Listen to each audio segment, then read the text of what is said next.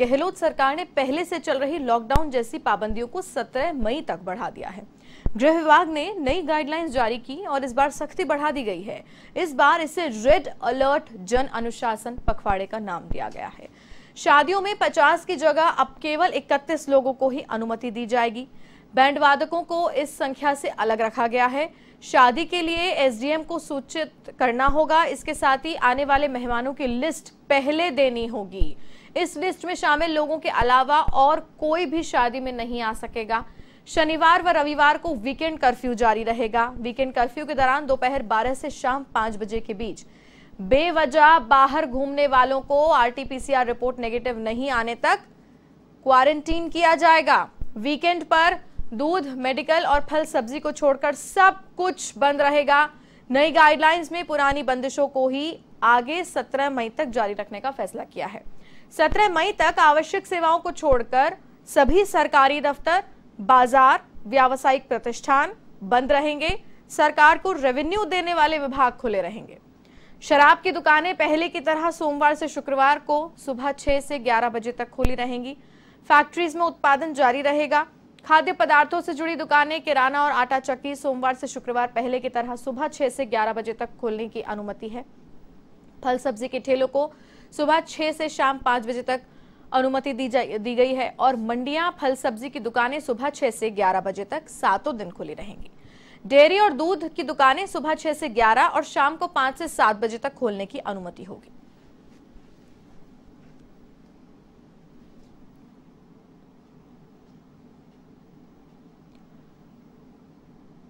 सब कुछ विस्तार से जानेंगे। इस खबर पर हमारे साथ एवन संवाददाता लोकेश ओला लाइव जुड़ रहे हैं। लोकेश, विस्तार से हमें बताएं कि कल जो ये गाइडलाइंस में अमेंडमेंट किया गया है आगे 17 मई तक के लिए, क्या कुछ उसमें बदलाव किए गए हैं और क्या सख्तियां और बढ़ाई गई हैं?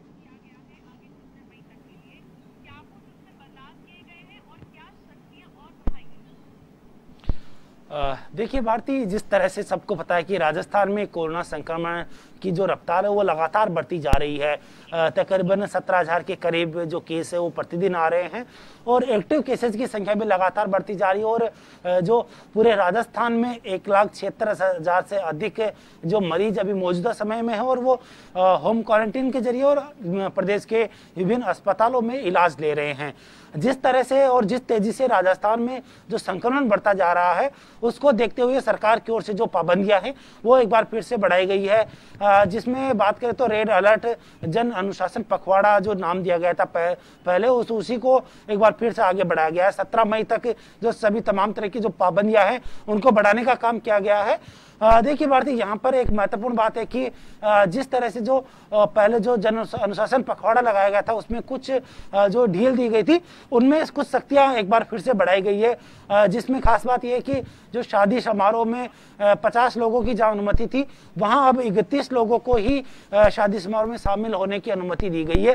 साथ ही साथ अगर जो शादी में शामिल होने वाले जो लोगों की सूची है, अतिथियों की सूची है, वो भी जो जिला मजिस्ट्रेट या उपखंड अधिकारी को देने की जो यहाँ पर जो सूचना है वो उनको देने की जरूरत है, वो बताई गई है। साथ ही साथ जो वीकेंड कर्फ्यू है वो लगातार जारी रहेगा। इसी के अलावा जो जरूरी सामान है और जो जैसे ग्रोसरी सामान है या फिर बात करें तो घरेलू सामान की जो आटा दाल और जो अन्य जो दुकानें हैं उनको सुबह 6 बजे से जो 11 बजे तक खोलने की अनुमति दी गई है। साथ ही साथ शाम 5 से 7 बजे तक उनको सोमवार से शुक्रवार तक खोलने की जो अनुमति वो दी गई है। इसके अलावा जो ऑप्टिकल्स की जो दुकानें हैं उनको मंगलवार और शुक्रवार को खोलने की अनुमति दी गई है और वो भी सुबह 6 बजे से 11 बजे तक खोल सकते हैं। साथ साथ जो यहाँ पर जो जनता की जो और आम जनता की जो विशेष जो जरूरतें हैं, जिसमें बात करें तो फैक्ट्री उत्पादन और जो मजदूर वर्ग के लोग हैं उनके लिए एक राहत ये दी गई है कि जहाँ फैक्ट्री और जो संसाधन चल रहे हैं उनमें जाने की अनुमति उनको दी गई है, वहीं पे वो लोग वहाँ रह सकते हैं। साथ ही साथ यहाँ पर एक और विशेष बात ये कही गई है कि जो सरकारी कार्यालय खोले जा रहे थे उसमें उन्हीं कार्यालयों को खोलने की अनुमति दी गई जिनकी विशेष आवश्यकता है इस समय, और वहाँ पर जो कर्मचारी है वो जा सकते हैं और आईडी के जरिए जा सकते हैं। साथ ही साथ अगर कोई कार्यालय खोलना चाहता है तो तो विभागाध्यक्ष या फिर जो कार्यालय अध्यक्ष उपखंड मजिस्ट्रेट या फिर जिला मजिस्ट्रेट से अनुमति लेकर वो अपने कर्मचारियों को बुला सकता है और खोल सकता है। इसमें भी उनको सोशल डिस्टेंसिंग की पालना करनी होगी। जो निर्धारित किए गए कर्मचारी उन्हीं लोगों को आने की अनुमति है वो मिलेगी। साथ ही साथ जिस तरह से और जिस तेजी से संक्रमण बढ़ता जा रहा है उसको रोकने के लिए एक और विशेष ये ध्यान दिया गया है कि इस दौरान अगर कोई अनावश्यक रूप से बाहर घूमता हुआ मिलता है और अगर उसकी आरटीपीसीआर रिपोर्ट नेगेटिव नहीं हो तो उसको सरकारी जो क्वारंटीन सेंटर है वहां पर उसको ले जाया जा सकता है। पहले होम आइसोलेट की जो जानकारी वो दी गई थी, लेकिन अब उसको सरकारी क्वारंटीन सेंटर वहां पर भी ले जाया जा सकता है जरूरत पड़े तो। साथ ही साथ जिस तेजी से जो कोरोना संक्रमण बढ़ता जा रहा है उसमें उसी को देखते हुए जो आवश्यक सेवाएं हैं उनको केवल छूट दी गई है। जन अनुशासन पखवाड़े को भी एक ओर से आगे बढ़ाया गया है और इसमें जो सख्तियां हैं वो बढ़ाई गई है, क्योंकि लगातार संक्रमण बढ़ता जा रहा है और संक्रमण की चेन तोड़ने के लिए यह बेहद जरूरी है। जिस तरह से प्रधानमंत्री ने भी कहा था कि लॉकडाउन जैसी सख्तियां हैं वो तभी लगाई जाए जब स्थिति आउट ऑफ कंट्रोल हो जाए या फिर जो अंतिम विकल्प हो, और उसी को देखते हुए राज्य सरकार की ओर से 17 मई तक जो पाबंदियां हैं वो फिर से बढ़ाई गई है। इसमें सख्ती बढ़ाने का जो की भी बात कही गई है ताकि लोग बाहर कम से कम जाएं और कोरोना संक्रमण जिस तरह से बढ़ता जा रहा है उसको भी कम किया जा सके। जी भारती। जी लोकेश, 3 मई तक के लिए जो ये पाबंदियां लगाई गई थी, गाइडलाइंस जारी की गई थी, उनके बाद कुछ खासा असर आंकड़ों में नहीं देखने को मिला है। मतलब जो उम्मीद लगाई जा रही थी राज्य सरकार की ओर से कि इन पाबंदियों के बाद में आंकड़ों में कुछ गिरावट दर्ज की जाएगी, लेकिन वैसा कुछ देखने को नहीं मिला है।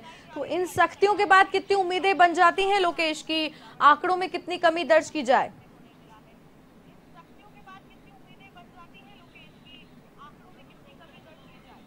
देखिए भारती, बिल्कुल जिस तरह से आपने कहा कि जो 3 मई तक सख्तियां बढ़ाई गई थी उसमें कुछ खासा असर नहीं देखने को मिला। बिल्कुल सही बात है कि खासा असर देखने को नहीं मिला है और उसी को देखते हुए और जो असर अब देखने को मिल सकता है, क्योंकि महाराष्ट्र की अपन बात करें तो महाराष्ट्र में तकरीबन 1 महीने का समय हो चुका है वहां पर जो पाबंदियां लगाए हुए, और उसका असर अब देखने को मिल रहा है कि वहां पर अब जो संक्रमण का ग्राफ है वो कुछ हद तक कंट्रोल हुआ है।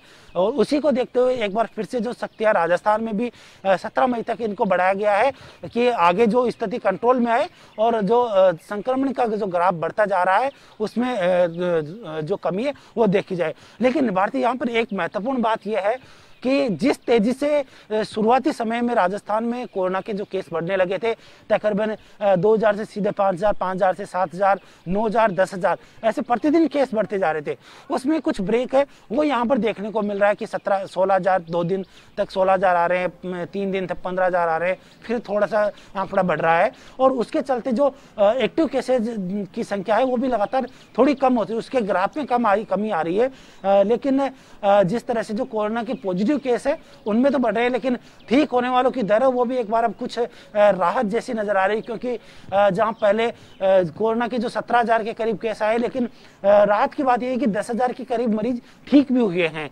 ऐसे में जो ग्राफ 14 दिन पहले था 10,000 के करीब का, वो 14 दिन बाद में मात्र 5 से 6,000 के करीब केस है वो बढ़े हैं। ऐसे में अंतर है वो यहाँ यही देखने को मिल रहा है कि जो संक्रमण की जो दर है, जो ग्राफ है वो उतनी तेजी से नहीं बढ़ पाया 14 दिन में जो सख्तियां बढ़ाई गई है उसकी वजह से, और उसी सख्तियों को एक बार फिर से 17 मई तक बढ़ाने का काम इसीलिए किया गया है क्योंकि संक्रमण का जो ग्राफ एक बार जो लहर जो तोड़ने के लिए काम है वो इसी सख्तियों से ही की जा सकती है। क्योंकि एक जो महत्वपूर्ण कड़ी यहाँ यही है कि 2 महत्वपूर्ण बातें होती है, एक तो संक्रमण का जो ग्राफ जिस तरह से बढ़ता जा रहा है उसको कंट्रोल किया जाए, संक्रमण फैलने से रोका जाए, और जो संक्रमित है उनको इलाज करने का काम किया जाए। ऐसे में सरकार ने दोनों चीजें यहाँ पे की गई है कि जो संक्रमित जो व्यक्ति है उनको तुरंत इलाज दे, इसको लेकर विशेष ध्यान दिया जा रहा है। साथ साथ जो संक्रमण फैल रहा है उसको कंट्रोल करने का काम भी यहाँ पर इन पाबंदियों से सरकार के द्वारा किया जा रहा है। जी लोकेश, तमाम जानकारी के लिए आपका बहुत बहुत धन्यवाद। तो ये थे A1 संवाददाता लोकेश ओला, फोन लाइन माफ कीजिएगा लाइव हमारे साथ जुड़े हुए थे, जिन्होंने विस्तार से हमारे साथ साझा की, इन गाइडलाइंस की जानकारी हमें दी और बताया कि किस तरीके से इन सख्तियों को और राज्य सरकार ने बढ़ाया है। उम्मीद सरकार को यही है कि इन सख्तियों के बाद शायद इन आंकड़ों में कुछ कमी आ जाए, और हम भी यही प्रार्थना करेंगे कि इन सख्तियों के बाद संक्रमण की दर